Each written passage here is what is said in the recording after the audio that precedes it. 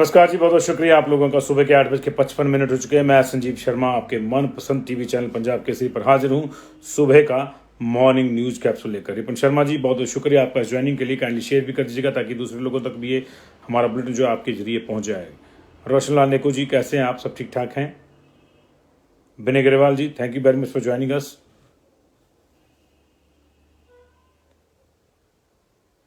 बहुत बहुत शुक्रिया आप सब लोगों का। विनय माकरी जी भी जुड़ गए, क्या बात है। कम्बिनेशन देखिए, विनय अग्रवाल जी, विनय मकरी जी, तारा हरीश ठाकुर जी, रोशन लाल नेकू जी, देवेंद्रा कुमार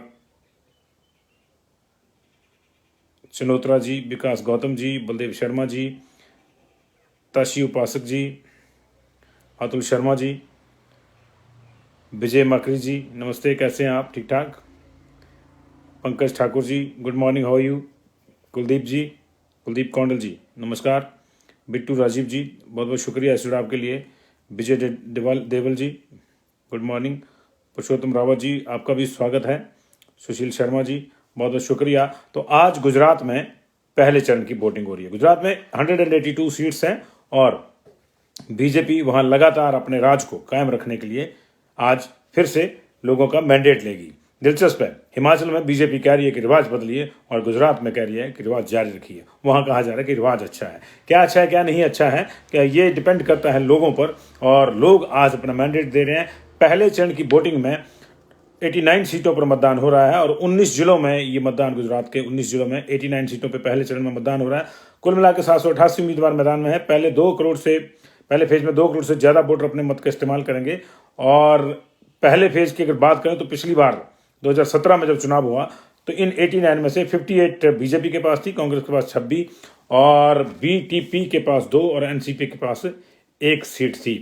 और आज जो चुनाव हो रहा है 89 सीटों के लिए, उनमें से 2 खाली भी थी। और जिन सीटों पर आज खास नजर रहेगी वह मोराबी, कच्छ, राजकोट, पोरबंदर और जूनागढ़ हैं। और 7 सीटों पर इसमें जो है आम आदमी पार्टी का भी असर है। इनमें से 6 तो सूरत जिले की हैं और 1 सीट जो है द्वारका जिले में। द्वारका की खंभालिया सीट से आपके कैंडिडेट ईशान गुड़नी चुनाव मैदान में हैं। और मोरबी में भी आज ही चुनाव है। मोरबी आपको याद होगा, एक पुराना पुल गिर गया था, वहाँ 137 लोगों की जान चली गई थी, स्पैन ब्रिज जिसको बोलते थे। तो आज वहाँ भी जो है 3 सीटों के लिए मोरबी, टंकारा और बांकानेर पर वोटिंग हो रही है। इन सीटों पर चुनावी हार जीत का आंकड़ा देखें तो 1962 से लेकर अब तक 6 बार बीजेपी और 5 बार कांग्रेस तथा 2 बार निर्दलीय है। पिछले चुनाव में मोरबी में पाटीदार प्रभावित एरिया है, इसलिए बात कर रहे हैं। वहाँ पे जो है ब्रजेश मिर्जा कांग्रेस के टिकट पे आए थे और उन्होंने पाला बदलकर जो है बीजेपी में वो आगे थे, लेकिन और फिर से जो है बीजेपी के टिकट पर वहां जीत हासिल की थी। लेकिन इस बार बीजेपी ने उनको टिकट नहीं दिया, यानी पाला बदलना उनको जो है रास नहीं आया। बीजेपी ने एक रणनीति के तहत उनका पाला बदलवाया ताकि कांग्रेस का वर्चस्व उस सीट पे टूट सके और बीजेपी का शुरू हो सके। और अब आधिकारिक रूप से वहां बीजेपी ने अपना कैंडिडेट दे दिया है। और ये गुजरात की दिलचस्प स्थितियां हैं। पहले फेज में 89 सीटें हैं और नामांकन जो है इनका 14 नवंबर को हो गया था लास्ट।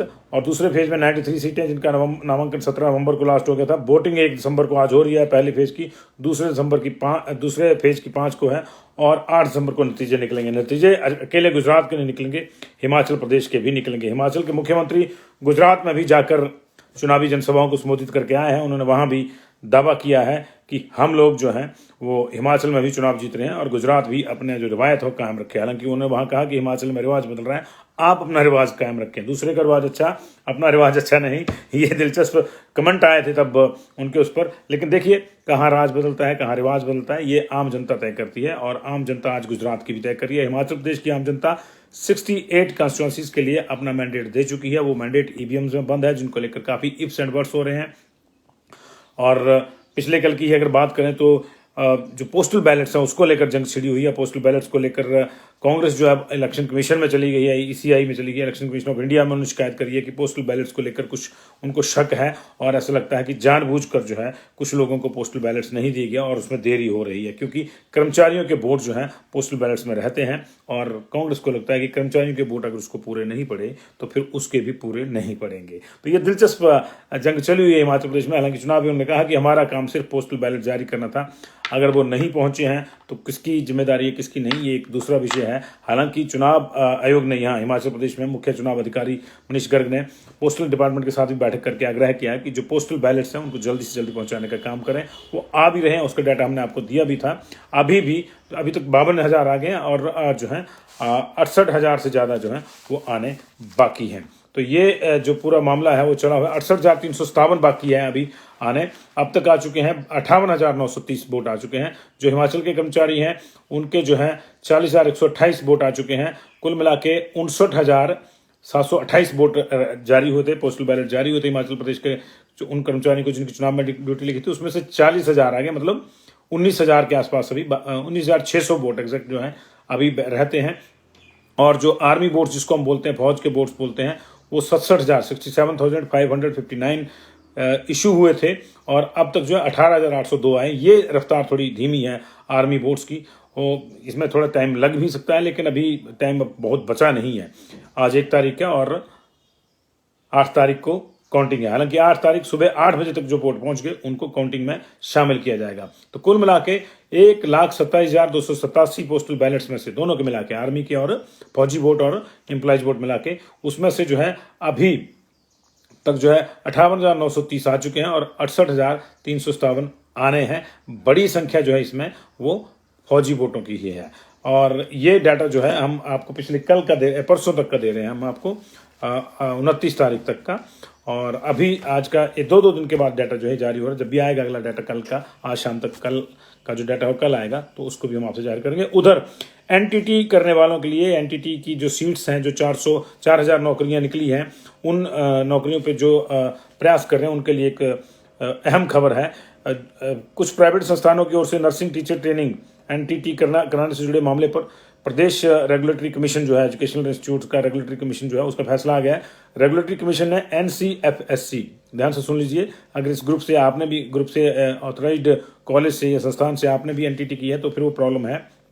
एनसीएफएसई ग्रुप ऑफ इंस्टीट्यूशन को जो है फर्जी पाया गया है। इस ग्रुप ने हिमाचल प्रदेश के 17 नर्सरी टीचर ट्रेनिंग संस्थानों के साथ एमओयू किया है। 1-2 नहीं, 17 के साथ जो है वो एमओयू किया है। और Himachal Pradesh state private education institute regulatory commission ने जांच में पाया है कि इनको जो है national council of teacher education से मान्यता नहीं मिली हुई है और इस ग्रुप के पास सिर्फ स्किल डेवलपमेंट के कोर्स कराने की मान्यता है।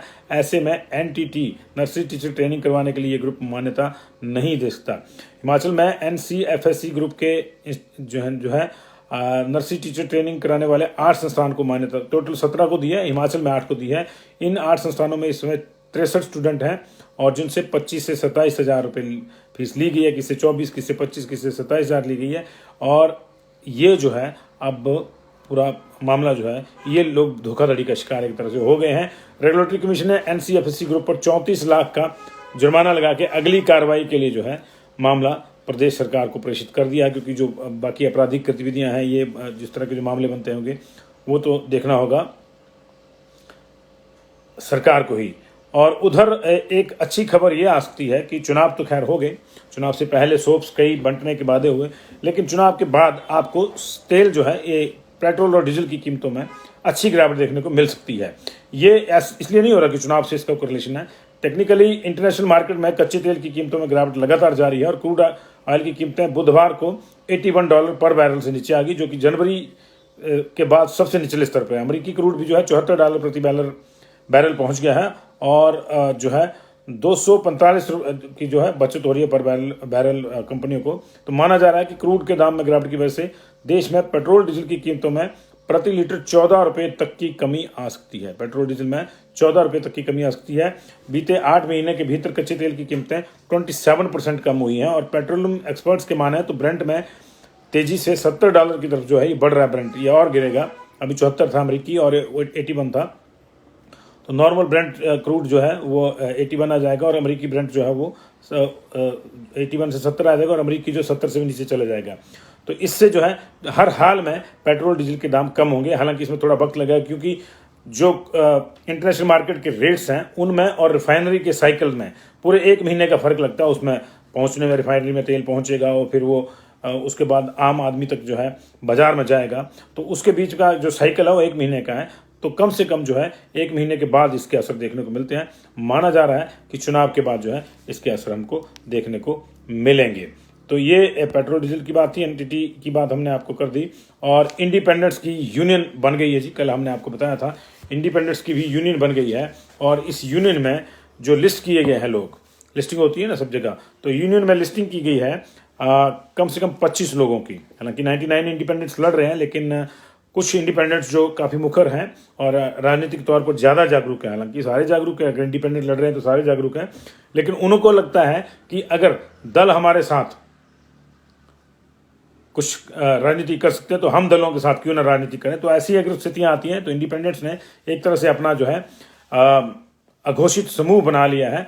और कुल मैंने आपको बताया कि 412 कैंडिडेट्स में से 388 मेल और 24 फीमेल हैं हिमाचल प्रदेश में जिन्होंने मैंडेट लिया है। इनमें से 99 जो है वो इंडिपेंडेंट्स हैं। बहुत से इंडिपेंडेंट्स ऐसे हैं जो पार्टी के या तो रेबल हैं या पार्टी की टिकट चाह रहे थे, उनको नहीं मिली तो वो आज़ाद खड़े हो गए हैं। इनमें से 25 की एक लिस्ट बनी है जिसमें सबसे ज़्यादा कांगड़ा जिला के 8 हैं। कुछ लोगों ने इकट्ठे होकर बनाई है, इंडिपेंडेंट लोगों ने बनाई है, और इसको आप इंडिपेंडेंट्स की यूनियन भी कह सकते हैं। मकसद यही है कि जो भी हो, अगर इस तरह की कोई सिचुएशन आती है कि इंडिपेंडेंट्स के साथ ही सरकार बननी किसी की, तो फिर कोई एक इंडिपेंडेंट या 2 या 3 ना जाए, सबके साथ जो है बराबर ट्रीटमेंट हो। और उसी के लिए जो है ये एक so called union of independents बनी है हिमाचल की शासन में। कांगड़ा जिले के इसमें 8 लोग हैं सबसे ज़्यादा, और उनको लिस्ट किया गया है। उसमें से कौन ज्वाइन करता है कौन नहीं करता ये वक्त की बात है, क्योंकि पॉलिटिक्स में तो कोई किसी की गारंटी नहीं देता। जो आदमी बरसों पार्टी में रहा, बरसों बड़े बड़े पदों पर रहा, अगर उसको टिकट नहीं मिली, उसने पार्टी छोड़ दी, तो ये यूनियन तो उसके लिए कोई फायदा कोई मायने नहीं रखती, लेकिन फिर भी बन रही है। कुल्लू से जो है 4 लोग हैं, इसमें 3 बीजेपी के रेबल हैं, 1 कांग्रेस के रेबल हैं, किन्नौर से 1 हैं, वो बीजेपी के ही रेबल हैं। ऑब्वियसली उनसे संपर्क करने की कोशिशें भी हो रही थी, लेकिन वो कहीं बाहर गए हुए हैं। सोलन से 2 लोग हैं इसमें लिस्ट किए गए हैं, हमीरपुर से भी 2 लोग लिस्ट किए गए हैं, और शिमला के ठियोग से जो है ठियोग और चौपाल से 2 लोगों को लिस्ट किया गया। इसमें शिमला से 2 लोगों को लिस्ट किया गया। मुसाफिर से 1 साहब को लिस्ट किया गया, सिरमौर से, उनसे बात हुई है नहीं हुई है कंफर्मेशन नहीं है अभी। और बिलासपुर से भी 2 लोगों को लिस्ट किया गया है, चंबा से 1 को लिस्ट किया गया है, और मंडी से जो है 3 लोगों को लिस्ट किया गया है। और लगता है इन लोगों को कि ये जो है ये 25 लोग जो हैं प्रभावी हैं चुनाव में, और कम से कम उनको लगता है कि 12 तो इनमें से जीत के आएंगे। और जब 12 जीत के आएंगे तो जाहिर है फिर किसी भी पार्टी को मैंडेट तो मुश्किल है, तो फिर उनकी पौ 12 हो जाएगी। अगर ये 12 जीत के आए तो इनकी पौ 12 समझो। तो उसी पौ 12 के लिए एक्सरसाइज हो रही है, होती है नहीं होती मुझे नहीं मालूम, क्योंकि इतने ज़्यादा इंडिपेंडेंट्स ऐसा भी नहीं है कि नहीं आए हैं। पहले ही चुनाव में 52 में 8 इंडिपेंडेंट आगे थे, 98 में भी, 93 में भी बहुत से इंडिपेंडेंट थे। इनफैक्ट 93 में बीजेपी के 8 लोग आए थे, जगदेव जी की डेथ हो गई थी तो 7 रह गए थे, तो इंडिपेंडेंट्स की संख्या उनसे ज़्यादा हो गई थी। तो उस समय 60 और 8 कहते थे, 60 और 8 का नारा लगा था, बाद में 7 ही रह गए थे। और जगदेव जी की डेथ के बाद 94 में अनिता वर्मा बाई इलेक्शन जीत कर जो है विधानसभा पहुंची थी। तो इंडिपेंडेंट्स हमेशा आते रहे हैं। कुछ पार्टियां भी इकट्ठी होकर चुनाव लड़ती रहती हैं, तो उसमें भी कुछ वोट्स का परसेंटेज रहता है। 8 से 10% वोट जो है हिमाचल प्रदेश के हर चुनाव का इंडिपेंडेंट्स या अदर्स को जाता है, जिसमें पार्टियां जैसे HVC आई थी एक बार, उसको गया था, हिलोपा आई थी, उसको गया था, इस तरह से जाता है। CPM सीमित सीटों पर लड़ती है, लेकिन 4-5% के आसपास वोट वो ले जाती है। पिछली बार उसको 1 सीट भी मिली थी, तो 5.5% वोट उसका था उसकी बदौलत। तो ये माहौल गरमाया हुआ है, और आपने देखा होगा कि जिस तरह से सारी पार्टियां कह रही हैं बार बार कि हम इंडिपेंडेंट्स के भी संपर्क में हैं, तो जाहिर सी बात है कि अगर वो कह रही हैं तो फिर जिनसे संपर्क की बातें हो रही हैं वो क्यों ना आपस में संपर्क करें। तो उन्होंने भी आपस में संपर्क करना शुरू कर दिया, क्योंकि उनको लगता है कि पार्टियों का जो मेन दावा है कि हम लोग स्पष्ट बहुमत प्राप्त कर रहे हैं वो सही नहीं है। और यही वजह है कि पार्टियां इंडिपेंडेंट्स से संपर्क करने की बात कर रही हैं और संपर्क कर भी रही हैं, क्योंकि उनको लगता है कि फिर इंडिपेंडेंस की जरूरत पड़ेगी। तो जाहिर है जब जरूरत पड़ेगी तो पूरी कीमत लगेगी। बहुत बहुत शुक्रिया आप लोगों के जुड़ाव के लिए। दिन भर दूसरी खबरों के साथ आएंगे। बहुत बहुत धन्यवाद आपके जुड़ाव के लिए। Thank you very much.